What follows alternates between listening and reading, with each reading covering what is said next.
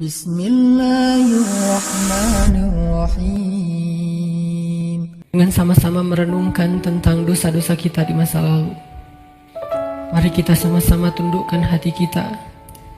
Kita buang ego dan kesombongan kita. Coba kita sama-sama ingat-ingat kembali hari-hari yang pernah kita lalui dalam hidup, hari-hari yang pernah kita isi dengan perbuatan dosa-dosa besar dalam hidup kita. Karena sungguh tak ada satupun manusia yang tidak pernah berbuat dosa. Semua kita adalah para pendosa.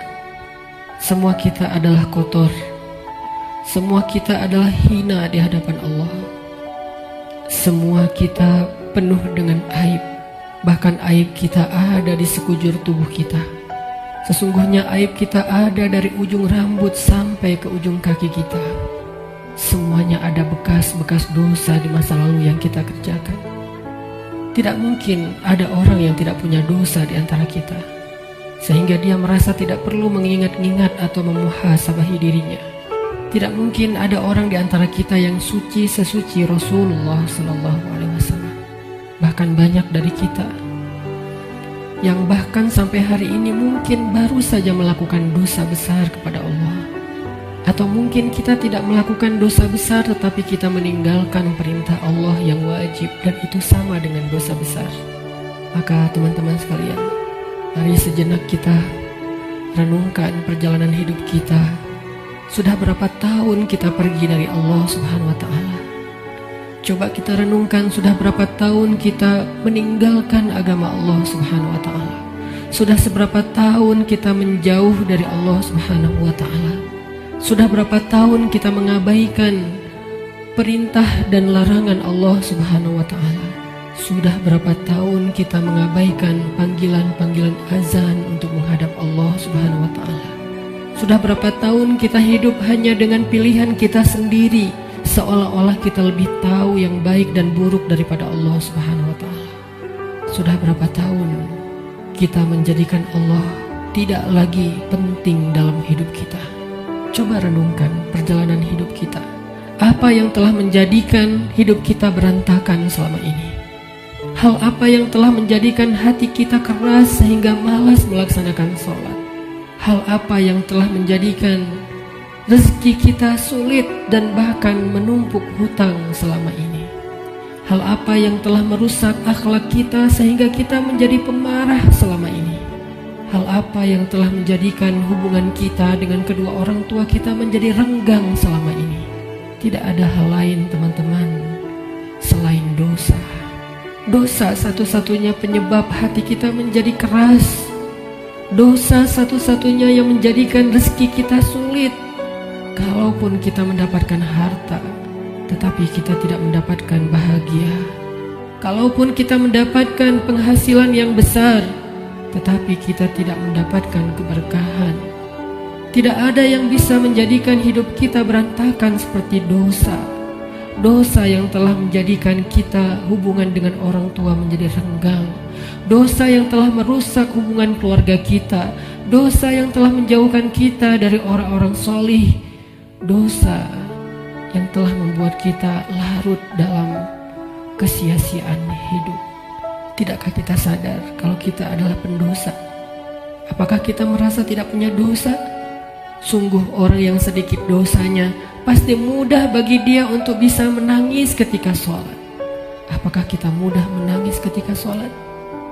Sungguh orang yang sedikit dosanya tidak akan pernah bosan membaca dan mendengar Al-Quran dibacakan. Bagaimana dengan kita? Berapa juz bacaan kita dalam sehari? Tidak mungkin hubungan kita dengan Al-Quran menjadi renggang kecuali penyebabnya karena dosa. Cukuplah itu sebagai bukti, teman-teman, kalau kita adalah pendosa.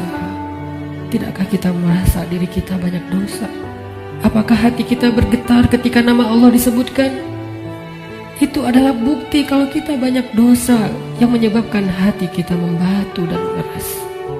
Tidakkah kita sadar kita banyak dosa?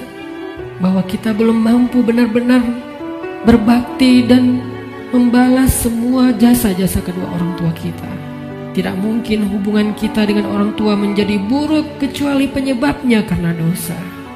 Tidakkah kita sadar kalau diri kita ini adalah pendosa? Lihatlah, berapa sering kita marah dalam satu hari. Karena sesungguhnya orang yang sedikit dosanya, Allah akan kuatkan kesabarannya dan ditahan amarahnya. Maka teman-teman sekalian, jika semua yang tadi saya sebutkan terjadi dalam hidup kita, kita mudah bosan membaca Al-Quran, kita malas untuk mendirikan sholat, kita jarang ke masjid, kita tidak bisa menahan amarah kita, hubungan kita dengan orang tua tidak baik, nama Allah disebutkan hati kita tidak berasa apapun, maka cukup semua itu menjadi bukti sampai saat ini kita masih menjadi pendosa. Maka marilah teman-teman sekalian, kita akui saja dosa kita. Karena orang yang tidak mengakui dosa-dosa dan kesalahannya adalah orang sombong di hadapan Allah. Akui saja kalau kita adalah pendosa. Kita adalah pendosa yang butuh ampunan Allah. Itulah alasan kenapa kita ada di tempat ini saat ini. Kita adalah pendosa yang butuh kasih sayang dan perhatian dari Allah. Kita adalah pendosa yang mencoba untuk pulang kembali kepada Allah setelah sekian lama pergi dari Allah. Kita adalah pendosa yang takut jika suatu saat harus kembali kepada Allah, dan kita masih memikul dosa-dosa kita di punggung kita, sehingga kita mengetuk pintu rahmat Allah. Ya Rahim, bukakanlah pintu rahmat dan kasih sayangmu untuk kami. Kita mengetuk pintu ampunan Allah. Ya Ghaffar, bukakanlah pintu ampunan untuk kami para pendosa. Kami tidak sanggup pulang bertemu dengan Engkau dengan memikul dosa-dosa. Jangan biarkan lidah kami menjadi keluh di akhir hayat kami, sehingga kami tidak mampu mengatakan La ilaha illallah, tertahan oleh dosa-dosa. Jangan biarkan kubur kami menjadi sempit, meremukkan tulang belulang kami, gelap gulita, dan tidak ada penolong, tersiksa karena dosa-dosa. Jangan biarkan kami berjalan tanpa alas kaki di padang mahsyar yang panas, seorang diri tertatih beribu-ribu tahun lamanya dan tidak tahu arah kemana, karena kami harus memikul dosa-dosa. Jangan biarkan ya Allah Rasulullah SAW tidak menoleh ke arah kami di padang mahsyar karena terhalang oleh dosa-dosa. Jangan biarkan ya Allah ketika Rasulullah SAW menyambut umatnya di padang mahsyar, memberikan mereka minuman dari telaga Kausar, tersenyum ke wajah-wajah mereka, bersalaman dengan mereka, memeluk mereka dengan penuh perhatian, dan kami terhalang dari semua kebaikan itu karena dosa-dosa. Kami tidak sanggup ya Allah. Seandainya kami bertemu dengan Nabi di padang mahsyar, kami mencoba untuk tersenyum kepada beliau, sedangkan beliau memalingkan pandangannya dari kami, karena beliau tidak mengenal kami, karena wajah kami tertutup dengan dosa-dosa. Jangan biarkan ya Allah kami berjalan melintasi siratmu yang panjang, yang membentang di antara lembah-lembah neraka jahanam, sedangkan kami akan tergelincir karena berat dengan dosa-dosa. Jangan biarkan ya Allah asap, percikan, bahkan api neraka menyakiti ruas-ruas kulit kami, dan kami tidak akan tahan terhadap siksaannya ya Allah. Karena sungguh tidak ada balasan dari dosa kecuali azab darimu ya Allah. Jangan biarkan ya Allah di akhirat kelak ketika teman-teman kami, saudara kami, pasangan kami, keluarga kami, orang-orang yang kami kenal bersuka cita di dalam surgamu, mendapatkan puncaknya nikmat surga, memandang wajahmu, sedangkan kami terhalang dari semua itu oleh dosa-dosa ya Allah. Jangan biarkan lidah kami menjadi keluh dan tidak mampu menjawab pertanyaan-pertanyaanmu ketika Engkau menghisap kami. Engkau bertanya tentang dosa kami satu persatu. Bagaimana kami akan menjawabnya di hadapanmu ya Allah? Jika Engkau bertanya satu demi satu dosa-dosa yang pernah kami kerjakan, yang kami pikir Engkau tidak tahu karena kami melakukannya diam-diam, padahal tidak ada yang tersembunyi dari pandangan-Mu. Engkau Maha mengetahui lagi Maha menyaksikan. Bagaimana kami akan menahan rasa malu di hadapan-Mu seandainya Engkau bertanya tentang aib dan rahasia-rahasia dosa yang kami sembunyikan, ya Allah. Kami tidak akan mampu, ya Allah. Maka ampunkanlah dosa kami, ya Allah. Dengan kasih sayang-Mu yang Engkau berikan di bulan Ramadan, dengan rahmat yang Engkau limpahkan di bulan Ramadan, dengan janji-janji maha benar yang Engkau telah tuliskan untuk kami di bulan Ramadan, bahwa siapapun yang beribadah di bulan Ramadan, barang siapa yang berpuasa di siang harinya, mendirikan sholat di malam harinya, Engkau akan mengampuni dosa-dosa mereka. Maka ampunkan dosa-dosa kami malam ini, ya Allah. Walaupun ibadah kami belum sempurna, walaupun puasa kami belum sempurna, walaupun sholat malam kami belum baik, tidak selalu khusyuk, tapi kami sedang belajar, ya Allah. Maafkan kami, ampunkan dosa-dosa kami. Jangan biarkan satu pun tersisa yang akan menyandung kaki kami di padang mahsyar, yang akan menggelincirkan langkah-langkah kami ketika melintasi sirat. Ampunkan, ya Allah, dosa-dosa kami. Teman-teman sekalian, dulu kita berbuat dosa siang dan malam, kita tidak pernah merasa capek. Kita berbuat dosa-dosa besar, kita tidak pernah kehilangan akal. Kita berbuat dosa-dosa besar, kita tidak pernah mengeluh, penuh semangat melakukan dosa. Maka ayo kita tebus. Kita tebus dosa-dosa kita di masa lalu dengan lebih semangat meminta ampun kepada Allah. Jangan mengeluh, mari kita beristighfar kepada Allah Subhanahu wa Ta'ala. Sebagaimana dulu tidak pernah mengeluh berbuat dosa, maka sekarang jangan mengeluh untuk meminta ampun kepada Allah. Sungguh, seandainya kita meminta ampun kepada Allah dengan jujur, dengan penuh penyesalan di dalam hati kita, kita ingat setiap satu demi satu dosa yang kita kerjakan dalam setiap senandung istighfar kita.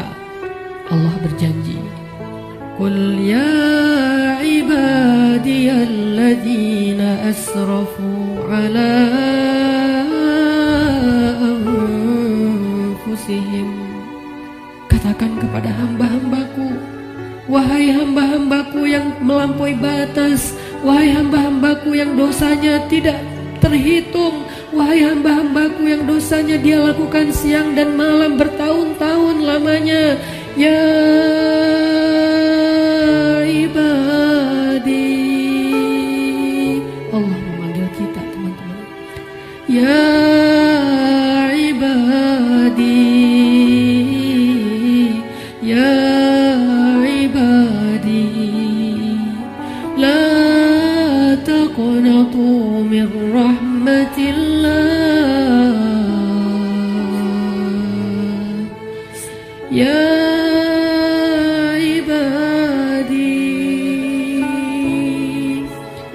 hamba-hambaku yang banyak dosa, jawablah panggilan Allah. Labbaika ya Rabbi,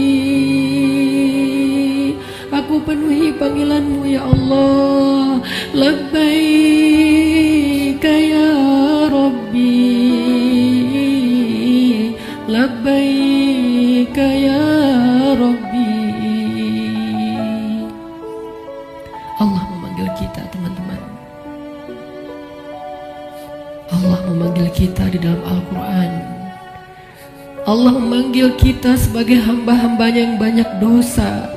Allah tidak memanggil kita ya muznib, wahai para pendosa, ya asi, wahai yang ahli maksiat, ya fajir, wahai orang yang durhaka. Allah tidak memanggil kita dengan titel dosa kita. Allah tidak memanggil kita dengan gelar-gelar maksiat kita. Walaupun dosa kita banyak, Allah masih memanggil kita dengan panggilan lembut. Ya ibadi, ya ibadi, ya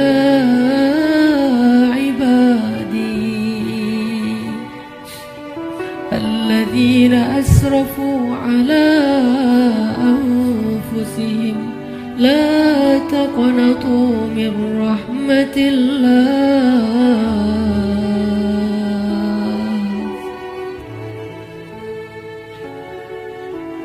Teman-teman sekalian, jangan sampai kita menjadi orang yang pura-pura tuli ketika dipanggil oleh Allah. Allah yang kasih sayangnya melampaui segala sesuatu memanggil kita. Kita yang butuh Allah dan Allah tidak butuh kepada kita. Allah datang ke langit dunia di malam-malam Ramadan. Allah turun memanggil kita. Hal min taib, adakah di antara hamba-hambaku yang punya banyak dosa dan ingin bertaubat? Hal min dhi hajah, adakah di antara hamba-hambaku yang butuh pertolongan? Allah yang memanggil kita. Jangan sampai kita menjadi orang yang tuli. Allah memanggil kita, ya ibadi. Maka marilah kita sama-sama menjawab. Sama-sama kita menjawab panggilan Allah dengan kalimat Labbaik Rabbi, Labbaik Rabbi, Labbaik Rabbi, Labbaik, Labbaik, Labbaik. Aku penuhi panggilanmu ya Allah, aku penuhi panggilanmu ya Ghaffar, aku penuhi panggilanmu ya Tawwab. Labbaika ya Allah. Mari sama-sama teman-teman kita penuhi panggilan Allah dengan labbaika ya Rabbi. Ya ibadi, ya ibadi, ya ibadi, kullukum takhta'un wa ana aghfiru dzunuba jami'a. Wahai hamba-hambaku, wahai hamba-hambaku, wahai hamba-hambaku yang banyak dosa, sesungguhnya aku maha mengampuni dosa-dosa semuanya.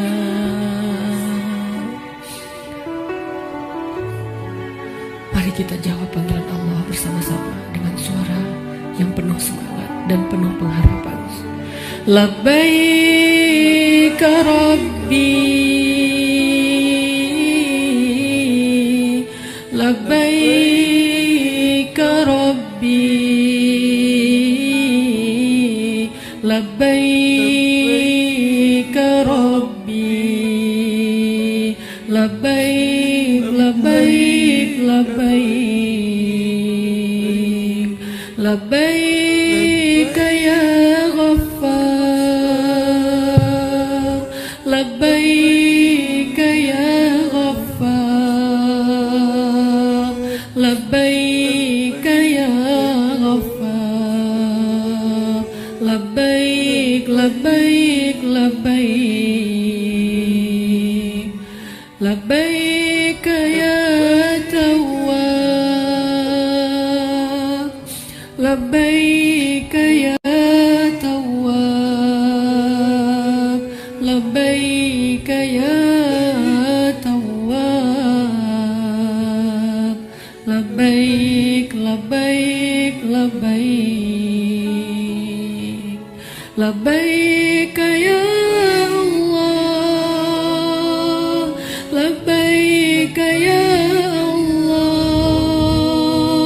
Labbaik ya Allah, Labbaik, Labbaik, Labbaik, Labbaik ya Rahman,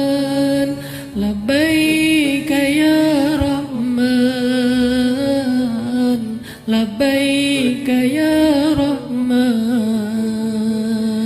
labbaik labbaik labbaik, labbaik ya Rahim, labbaik ya Rahim, labbaik ya Rahim, labbaik labbaik labbaik, labbaik ya Ghafur, labbaik ya Ghafur, labbaik ya Ghafur, labbaik labbaik labbaik, labbaik ya Hakim, labbaik ya Hakim, labbaik ya Hakim, labbaik labbaik labbaik, labbaik ya Alim, labbaik ya Alim, labbaik ya Alim, labbaik labbaik labbaik. Kami penuhi panggilan-Mu ya Allah, kami penuhi panggilan-Mu ya Rahman, kami penuhi panggilan-Mu ya Ghaffar, labbaik labbaik labbaik. Allah meminta kita untuk bertaubat kepadanya dengan taubatan nasuha. Allah memanggil kita, ya ayyuhalladzina amanu. Jawablah teman-teman, labbaik ya Rabbi, ya ayyuhalladzina amanu, tubu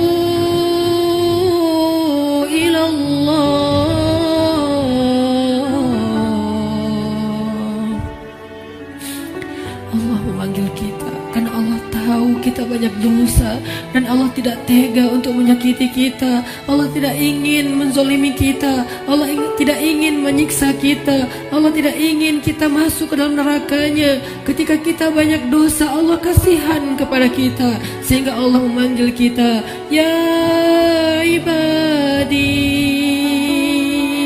Ketika kita banyak dosa, Allah memanggil kita, ya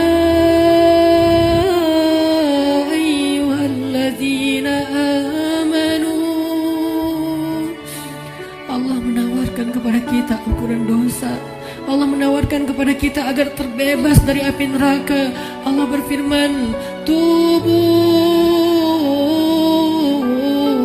ilallah, tubu ilallah,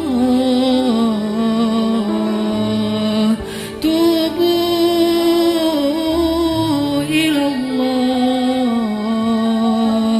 tubu ilallah taubatan nasuha. Wahai hamba-hambaku yang beriman,